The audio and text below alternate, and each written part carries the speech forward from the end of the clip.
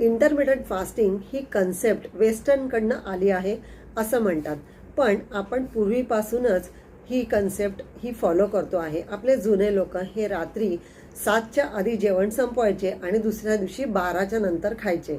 तर हे आपण पहिल्यापासून फॉलो करतो आहे. फक्त याला नाव आता वेस्टर्नायझेशन झालं आहे की इंटरमिडिएट फास्टिंग. तर याचे बेनिफिट्स काय आहे? इंटरमिडिएट फास्टिंगमुळे आपल्या शरीरामध्ये जे आपले चांगले सेल्स आहेत ते आपल्या डेड सेल्सला खातात. त्याला बोलतात ऑटोफेजी.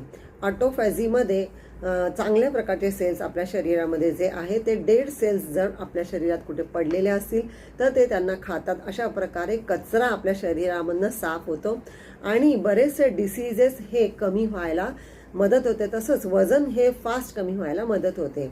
तर इंटरमिडिएट फास्टिंग ही कशी करायची? तर आता जर तुम्ही 9 वाजता जेवत असाल तर तुम्हाला ते हळूहळू 9:15, 8:30 असं करत करत ते 7पर्यंत किंवा त्याच्या आधी जेवढं तुम्हाला शक्य असेल ते करायचं आहे. आणि आता जर तुम्ही सकाळी 8 वाजता जर खात असाल तर तुम्हाला ते हळूहळू लेट करायचं आहे. म्हणजे तुम्ही 8:15, 8:30, 9, 10 जसं तुम्हाला शक्य होईल तसं करायचं आहे.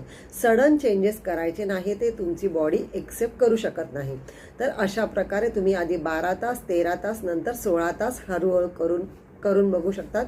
तुम्हाला नक्कीच त्याचे बेनिफिट्स काही दिवसामध्ये दिसून येतील.